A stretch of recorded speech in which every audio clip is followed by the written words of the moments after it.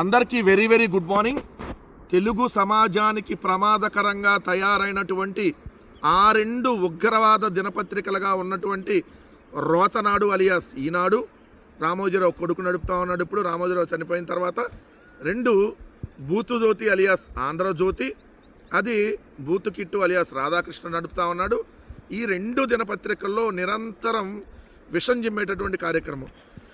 ఈ దేశంలో ఎక్కడ ఏం జరిగినా జగన్మోహన్ రెడ్డి గారికి, వైఎస్ఆర్ కాంగ్రెస్ పార్టీకి ఆపాదించటం, అదేవిధంగా రష్యాకి యుక్రెయిన్కి యుద్ధం జరుగుతూ ఉన్నా, లేదంటే ఇంకేదన్నా దేశాలకు యుద్ధం జరుగుతూ ఉన్నా, లేదంటే ఏదైతే ఇప్పుడు ఇరాన్లోనో, లేదంటే ఇరాక్లోనో, లేదంటే ఇంకో చోట ఏమైనా యుద్ధాలు జరుగుతూ ఉన్నా అన్నీ కూడా జగన్మోహన్ రెడ్డి గారికి లింక్ కట్టాలి.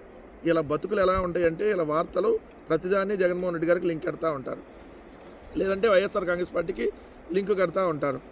మొన్న కాకినాడ జిల్లా సామర్లకోట దగ్గర ఉన్నటువంటి వేట్లపాలెం అనేటటువంటి గ్రామంలో జరిగినటువంటి ఫైర్ యాక్సిడెంట్, ఏదైతే బాణసంచా తయారీ కేంద్రంలో జరిగినటువంటి ప్రమాదం, 22 మంది చనిపోయినటువంటి పరిస్థితి, దాన్ని కూడా వైఎస్ఆర్ కాంగ్రెస్ పార్టీకి అంటగట్టేటటువంటి ప్రయత్నాలు ఎలా చేశారో అనేది ఒక్కసారి ఈరోజు వాళ్ళు రాసినటువంటి వార్తలు, అదేవిధంగా అసలు వార్తల్ని కవర్ చేయకుండా ఏ విధంగా వాళ్ళు మసిబూసి మారేడికాయ చేసేటటువంటి ప్రయత్నం చేశారు.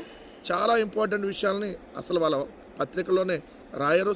ఎందుకంటే ప్రజలకి, రాయలసీమ ప్రాంతానికి ఎక్స్పెషల్గా ఉపయోగపడేటటువంటి వార్తల్ని అసలు రాయకపోవటం, ఇవన్నీ కూడా ఈరోజు ఉన్నాయి. ఈరోజు ఎపిసోడ్ నెంబరు 332. ఈరోజు ఎటువంటివి ఉన్నాయో ఒక్కసారి చూద్దాం. అదేనండి, TV5 చైర్మన్, మన దురదృష్టం కొద్దీ తిరుమల తిరుపతి దేవస్థానానికి చైర్మన్గా ఈ చంద్రబాబు నాయుడు నియమించినటువంటి ఏదైతే పిఆర్ నాయుడు అలియాస్ బరి తెగించినటువంటి రంకు నాయుడు, బూతు రోత నాయుడు అన్నా కూడా తప్పులేదు. సో ఇలాంటి వ్యక్తిని టీటీడీ చైర్మన్, 5 సంవత్సరాల పాటు తిరుమల తిరుపతి దేవస్థానానికి నేను వెళ్ళలేదు, జగన్మోహన్ రెడ్డి గారు ముఖ్యమంత్రిగా ఉన్నారు కాబట్టి నేను తిరుమల వెంకటేశ్వర స్వామిని వెలివేశానని చెప్పినటువంటి దుర్మార్గుడైనటువంటి ఈ బిఆర్ నాయుడుకు సంబంధించినటువంటి అక్రమ సంబంధాలు వరుసగా ఒక్కొక్కటి బయటకు వస్తున్నటువంటి నేపథ్యంలో నిన్న వచ్చినటువంటి కొన్ని ఫోటోలు, అదేవిధంగా వీడియోలు, ఒక మహిళతో అతను ఏదైతే వంటగదిలో ఆ మహిళని వాటేసుకొని ఆమెతో జరుపుతున్నటువంటి సంభాషణ బయటకు వచ్చింది. అలానే షిరిడి ఎయిర్పోర్ట్లో ఆయన ఆ మహిళతో ఏదైతే ఫ్లైట్ దిగి వెళ్తున్నటువంటి, అదేవిధంగా మళ్ళీ అక్కడ ఫ్లైట్ ఎక్కడానికి వెళ్తున్నటువంటి 2 సందర్భాల్లోని ఫోటోలు, ఇవన్నీ నిన్న బయటకు వచ్చిన తర్వాత ఏదైతే మొత్తం ఎంటైర్ సోషల్ మీడియాతో పాటు అందరూ కూడా ఇలాంటి వ్యక్తికి టీటీడీ చైర్మన్ ఇస్తారా, ఒక బాధ్యత లేనటువంటి వ్యక్తికి ఇస్తున్నారు మీరు. ఏదైతే ఇలాంటి అంతకుముందు పృథ్వీ అనేటటువంటి ఒక సినిమాకి సంబంధించినటువంటి నటుడు ఎస్వీబీసీ ఛానల్ చైర్మన్, అతనికి ఎస్వీబీసీకి సంబంధించినటువంటి చైర్మన్ పదవి ఇస్తే అతను ఫోన్లోనే వెనక నుంచి వాటేసుకుంటే తప్పులేదు అని ఫోన్లోనే మాట్లాడితే అప్పటి జగన్మోహన్ రెడ్డి గారి ప్రభుత్వం అతన్ని తప్పించేసింది ఆ పదవి నుంచి. మరి ఇతను డైరెక్ట్గా ఇతను వీడియోలు ఫోటోలే వస్తే ఇతన్ని ఎందుకు తప్పించరో, రాజీనామా చేయాలని చెప్పి డిమాండ్ వచ్చినటువంటి నేపథ్యంలో నిన్న అతను ప్రెస్ ముందుకు వచ్చి మరొకసారి దొరికిపోయి, అదేవిధంగా బెదిరించేటటువంటి ధోరణి, ఆల్రెడీ అడ్డంగా దొరికిపోవటం, దాన్ని సమర్థించుకుంటూ తప్పేంటి, ఆ వీడియోలో ఉన్న తప్పేంటి, నేను ఆ మహిళతో అలా ఉంటే తప్పేంటి, మీకు వచ్చిన నొప్పేంటి అని నిన్న మాట్లాడినటువంటి మాటలు, అదేవిధంగా అందరి మీద కేసులు పెట్టి లోపలేపిస్తా, చంద్రబాబు నాయుడు ఉన్నాడు, మీ అందరి మీద కేసులు పెడతా, ఆల్రెడీ కేసులు కూడా ఫైల్ చేసినటువంటి పరిస్థితి, మదనపల్లిలో, అదేవిధంగా పొంగనూరులో, హైదరాబాద్లో కూడా కేసులు పెట్టారని చెప్పి ఆల్రెడీ ఇక్కడ పత్రికల్లో వచ్చినటువంటి వార్తలు. దానికి సంబంధించి చూస్తే వారి భాగవతం బయట పెడుతున్నానని నాపై డీప్ ఫేక్ వీడియో కుట్రలని చెప్పాడు. నువ్వేం చెప్తున్నావు? నిన్న ఉదయం ఏమో నువ్వు ట్విట్టర్లో పెట్టింది డీప్ ఫేక్ వీడియో అని పెట్టావు, అంటే ఏ వీడియో అని. నిన్న మధ్యాహ్నం ప్రెస్ మీట్లో ఏం చెప్పావు? అవును, ఆ వీడియో మొత్తం నిజం కాదంటలేదు, ఆ వీడియోలో కొంచెం మాత్రం ఎడిట్ చేశారు, ఆ వీడియో మొత్తం నిజమే, ఆ మహిళకి నాకు ఆ కుటుంబానికి 30 ఏళ్ళ నుంచి సంబంధం ఉందని చెబుతున్నాం. 30 ఏళ్ళ నుంచి ఆ కుటుంబం, ఆ ఫ్యామిలీ ఈ ఫ్యామిలీకి పరిచయాలు ఉన్నాయంట, సో వాళ్ళ ఇంటికి వీళ్ళు వెళ్తారు, వీళ్ళింటికి వాళ్ళు వస్తారు, తప్పేంటి అంటున్నాం. అంటే పక్కింటి మహిళలు, అదే పక్కన మీ ఫ్రెండ్కి సంబంధించిన ఫ్యామిలీ ఫ్రెండ్స్ ఇళ్ళకి వెళ్ళి భర్త లేనటువంటి సందర్భంలో భార్యతో కౌగిలించుకొని ముచ్చట్లు చెప్తూ ఉంటే తప్పేంటి అని అంటున్నావా? సిగ్గుందా గలీజ్ నాయుడు అలియాస్ బిఆర్ నాయుడు?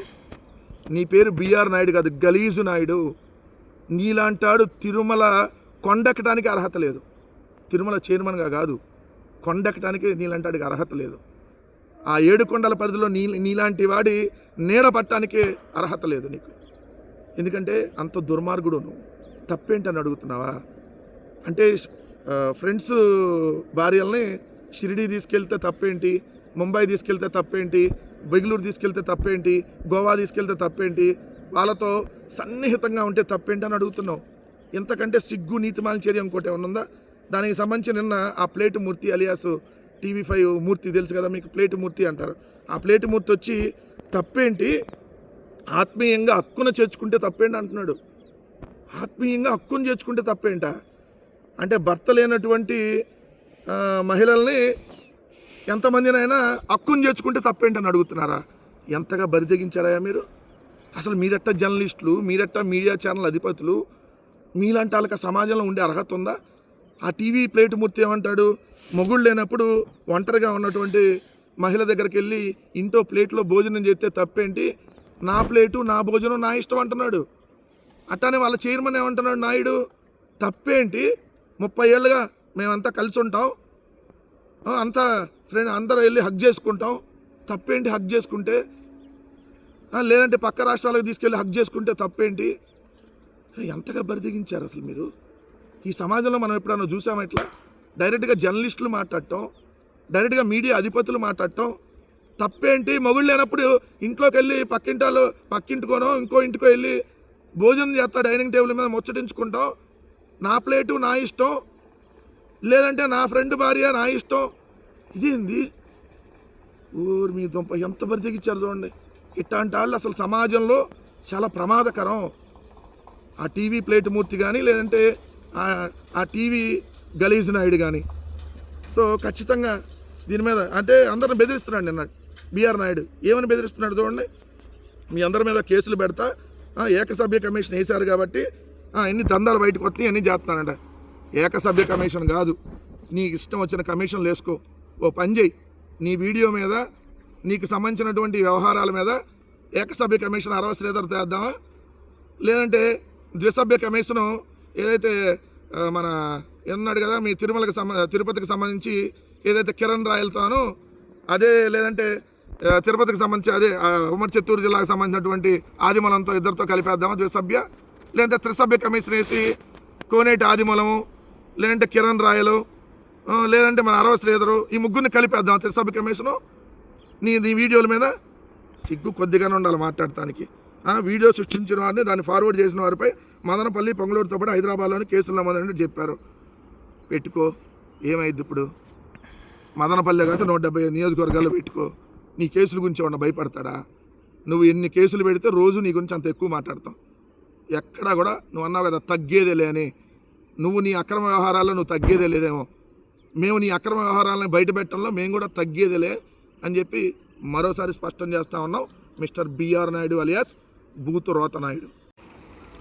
ఈరోజు ఆంధ్రజ్యోతిలో బ్యానర్ ఐటంలో చూస్తే ప్రధానంగా కన్నీరు మున్నీరు, బాణసంచా పేలుడులో 23కు చేరిన మృతులు, కాకినాడ జీజీహెచ్లో మరో 2 మృతి, మరో 3 పరిస్థితి విషము, 8 మంది కార్మికులు పనిచేసేందుకు అనుమతి కానీ 40 మంది కూలీలతో పని, ప్రమాద స్థలిని పరిశీలించిన మంత్రులు, బాణసంచా కేంద్రంలో వైసీపీ కరపత్రాలు, స్థానిక వైసీపీ ఎంపీపీ పాత్రపై విచారణ అని రాశారు. కన్నీరు మున్నీరు, బాణసంచా ప్రమాద ఘటనలో 23కు చేరిన మృతులు అని చెప్పి పెట్టి అనుమతి 8 మందికే ఉంటే వాళ్ళు ఏదైతే 40 మంది ఎలా అక్కడ పనిచేస్తున్నారని. ఈనాడు పేలుడు ఘటనపై బాధ్యులందరిపైన చర్యలు, బాణసంచా వ్యాపారంలో వైకాపా నేత లింకులపైన విచారణ, బాధిత కుటుంబాల ఇళ్లకు వెళ్ళి చెక్కులు అందజేసిన మంత్రులు. ఈ ఘటనలో యజమాని నిర్లక్ష్యము, అధికారుల పర్యవేక్షణ లోపం ఉన్నాయి. ఈ బాణసంచా వ్యాపారంలో స్థానిక వైకాపా నేత పెట్టుబడులు ఉన్నట్టు కొంతమంది చెబుతున్నారు. ఇదివరకు వీరిద్దరూ కలిసి వ్యాపారం చేశారు. అప్పుడు ప్రమాదం జరిగి ఆ నాయకుడు జైలుకు వెళ్ళాడు.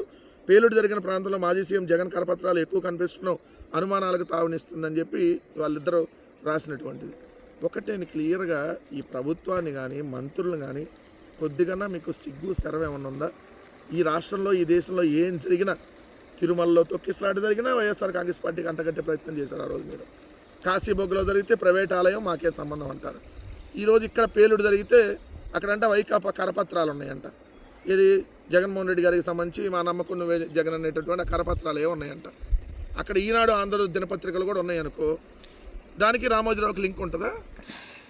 ఈనాడు దినపత్రికలకు సంబంధించిన కరపత్రాలు ఉన్నాయనుకో, లేదు ఆంధ్రజ్యోతి దినపత్రికకు సంబంధించినటువంటివి ఉన్నాయనుకో, పేపర్లు ఉన్నాయనుకో, అక్కడ బాణసంచా తయారీ కేంద్రంలో పేపర్లు అవసరం అవుతాయి కదా, దానికి సంబంధించి ఏదైనా కరపత్రాలు ఉన్నాయి అనుకోండి.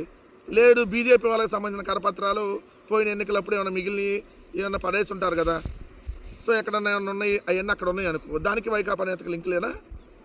అంటే అసలు మీకు బోడిగుండికి మోకాలికి లింక్ పెట్టేయాలి. ప్రతిదాన్ని వైఎస్ఆర్ కాంగ్రెస్ పార్టీకి అంటగట్టాలి. మీ చేతగానితనాన్ని, మీ నిర్లక్ష్యాన్ని, వ్యవస్థలో లోపాలని కప్పిపుచ్చుకోవాలి.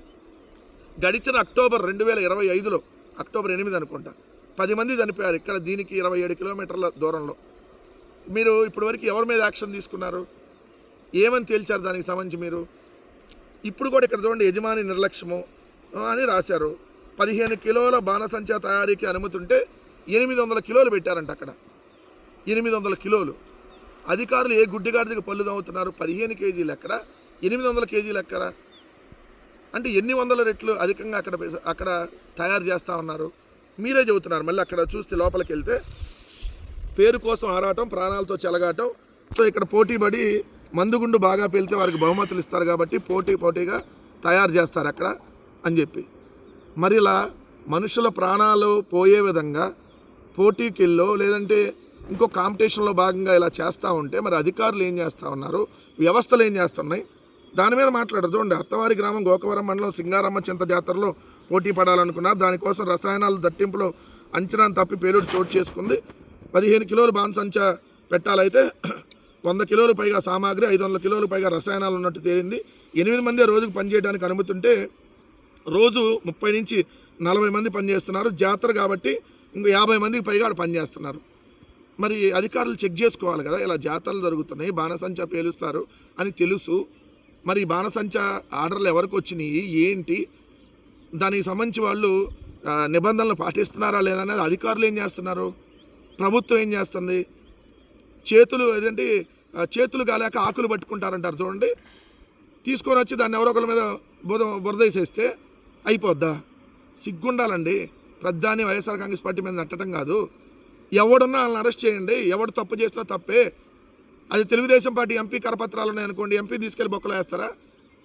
ఎవరు తప్పు చేసినా ఇది పార్టీలకు సంబంధం లేనటువంటి అంశం. ఎవరున్నా కూడా దాని బాధ్యతల మీద చర్యలు తీసుకోవాలి. ఆ బాధ్యులు ఎవరైతే ఉంటారో వాళ్ళని ఖచ్చితంగా అరెస్ట్ చేయాలి. ఇంకోసారి ఇలాంటి సంఘటనలు జరగకుండా ప్రభుత్వం చర్యలు తీసుకోవాలి. ఇంకోసారి ఇలాంటివి జరిగితే రాజీనామా చేయాలి. బాధ్యత కలిగినటువంటి మనుషులు అయితే దాని మీద రాయండి వార్త. ప్రతిదాన్ని ఎక్కడికొక లింక్ పెట్టి మీరు తప్పించుకోవాలనేటటువంటి ప్రయత్నం చేస్తే తరిమి ప్రజలు కొట్టేటటువంటి రోజులు దగ్గరలో ఉన్నాయన్నటువంటి విషయం ఈ ప్రభుత్వం గుర్తుపెట్టుకోవాలని మాత్రం క్లియర్గా చెప్తా ఉన్నాం. సీఎంపై డీఎస్పీ ఫిర్యాదు. తిరుమల లడ్డు విషయంలో డిప్యూటీ సీఎం పవన్, మంత్రి లోకేష్ పైన డిబేట్లతో మనసు గాయపడినట్టు వెల్లడి. ఎంత ఎటకారంగా రాశారో లోపల ఈ వార్తని. ఒక డిఎస్పీ స్థాయి అధికారి పోలీస్ స్టేషన్లో వెళ్ళి కంప్లైంట్ ఇస్తే వీళ్ళు దాన్ని చాలా ఎటకారంగా రాసినటువంటి వార్త ఒక్కసారి చూడండి. ఆయన డిఎస్పీ స్థాయి పోలీస్ అధికారి, పేరు దేవరకొండ నాగవర ప్రసాద్. ప్రస్తుతం మెడికల్ లీవ్లో ఉన్న ఆయన తిరుమల లడ్డు కల్తీ విషయంలో ఇటీవల జరుగుతున్న చర్చతో భక్తుల మనోభావాలు, విశ్వాసాలు దెబ్బతిన్నాయంట, బాధపడిపోయారు. ఆయనకి దెబ్బతిన్నాయంట, బాధపడిపోయారు. ప్రభుత్వం కూడా దీనిపై మాట్లాడటం, డిబేట్లు నిర్వహించడం ఆయనకు నచ్చలేదట. అందుకని సీఎం చంద్రబాబు పైనే పోలీసులకు ఫిర్యాదు చేశారు. సో అనంతపురం జిల్లాలో పీటీసీగా పోస్ట్ ఇవ్వగా అక్కడికి వెళ్ళటం ఇష్టం లేదని మీడియాకు వివరించారు. ప్రస్తుతం మెడికల్ లీవ్లో ఉన్నట్టు చెప్పారు. వాలంటీర్ రిటైర్మెంట్ దరఖాస్తు చేసుకున్నానని. అసలు తిరుమల లడ్డూలో పంది కొవ్వు, గుడ్డు కొవ్వు, చేప నూనె, రసాయనాలు, బాత్రూంలో యాసిడ్ అని చెప్పి మనిషి పుట్టక పుట్టిన ఎవ్వడో మాట్లాడినటువంటి మాటలని సిగ్గు లేకుండా ముఖ్యమంత్రి స్థాయిలో ఉన్మాదిలాగా మాట్లాడి ఉప ముఖ్యమంత్రి 1,00,000 లడ్డులు తయారు చేసి పంది కొవ్వుతో అయోధ్యకు పంపారని చెబితే 140 కోట్ల హిందువుల మనోభావాలు దెబ్బతింటే దాంట్లో ఒక పోలీస్ అధికారి వెళ్ళి కంప్లైంట్ చేస్తే మీకు అంత ఎటకారంగా ఉందా వార్త? బాధపడిందంట, గాయపడిందంట మనసు, నచ్చలేదట, ఫిర్యాదు చేశారు, ఇలా రాశారు కదా. మీకు ఆనందంగా ఉంటుందేమో. పంది కొవ్వు అంటే ఆ ఆంధ్రజ్యోతి, ఆ ఈనాడుకి పంది కొవ్వు అంటే సమ్మగా ఉంటుందేమో, చక్కగా ఉంటుందేమో. ఎందుకంటే పంది కొవ్వు గొడ్డు కొవ్వు తిని బతుకుతున్నారేమో మీరు. ఎందుకంటే ఒక లడ్డూలో, పవిత్రమైనటువంటి లడ్డూలో ఈ విధంగా ఉన్మాదంగా మాట్లాడితే ఒక అతను వెళ్ళి కంప్లైంట్ ఇస్తే దాన్ని కూడా మీరు ఈరోజు తప్పుగా పడుతూ ఎటకారంగా వార్త రాస్తారా? ఏమయ్యా ఆంధ్రజ్యోతి రాధాకృష్ణ, కడుపుకి అన్నం తింటున్నావా, లేదంటే రసాయనాలు, గొడ్డు కొవ్వు, పంది కొవ్వు, చేప నూనె, బాత్రూంలో యాసిడ్ తిని బతుకుతున్నారా మీరు? ఈ వార్త రాసినటువంటి వాడిని అడుగుతా ఉన్నా. ఇంత బలుపా మీకు? ఇంతగా తెగించారా? ఇది పోయే కాలం దగ్గరకు వస్తేనే ఇలాంటివి రాస్తారు మీరు. అదే జగన్మోహన్ రెడ్డి గారి హయాంలో ఏదన్నా ఒక చిన్న కంప్లైంట్ ఒక కానిస్టేబుల్ వెళ్ళి ఇచ్చాడు అనుకోండి, మెయిన్ పేపర్లో వేసి ప్రభుత్వంపై తిరగబడ్డ కానిస్టేబుల్, ప్రభుత్వంపై అదే జగన్ పైన కేసు పెట్టమన్న కానిస్టేబుల్, షబాష్ కానిస్టేబుల్ నువ్వు మగాడివిరా, అసలు దమ్మున్న కానిస్టేబుల్ అని రాసేవాళ్ళు. ఇప్పుడు ఒక డిఎస్పి వెళ్ళి కంప్లైంట్ ఇస్తే ఎంత ఎటకారంగా వార్త రాశారో చూడండి. అంటే వీళ్ళకి పంది కొవ్వు, గొడ్డు కొవ్వు కలవాలి, దేవుడు ఇది అపవిత్రం చేయాలని వీళ్ళ ఆలోచన, వీళ్ళ మనసే ఎంత. అందుకనే ఇలా బరితెగించి రాస్తున్నటువంటి వార్తలు ఖచ్చితంగా ఈ రెండు దినపత్రికలని ఏదైతే బొందబెట్టే రోజు అతి దగ్గరలో ఉందన్న విషయం మాత్రం గుర్తుపెట్టుకోమని చెప్తా ఉన్నా. ఇది చాలా ఇంపార్టెంట్ అయినటువంటి వార్త, కానీ ఆ రెండు దినపత్రికల్లో దీనికి సంబంధించినటువంటి వార్తే లేదు. ఏంటిదంటే రాయలసీమ ఎత్తిపోతల పథకానికి సంబంధించినటువంటి వార్త.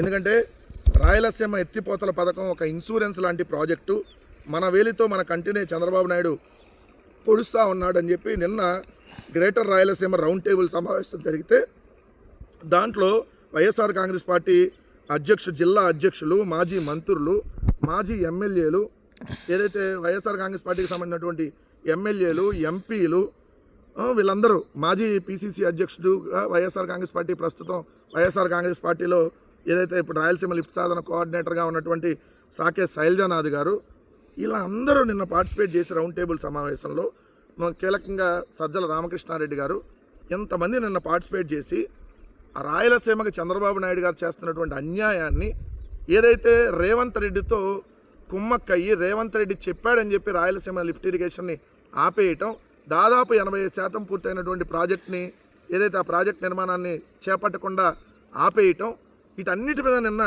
అన్యాయాన్ని ప్రతిఘటించలేని ప్రభుత్వం ఎందుకు అని చెప్పి నిన్న YSR Congress party round table సమావేశం పెడితే ఆ రెండు పత్రికలో దీనికి సంబంధించిన వార్త ఇంచిత్ లైన్ కూడా ఇలా. అంటే ఇది సమాజానికి ఉపయోగపడేది. వీళ్ళు సమాజానికి, ప్రజలకి ఉపయోగపడేటటువంటి వార్తల్ని ఏ రోజు రాయరు. ఎవరన్నా మనోభావాలు దెబ్బతిని కంప్లైంట్ ఇస్తే డిఎస్పీ స్థాయి అధికారి నిన్న ఎటకారంగా వాళ్ళు రాసినటువంటి వార్త.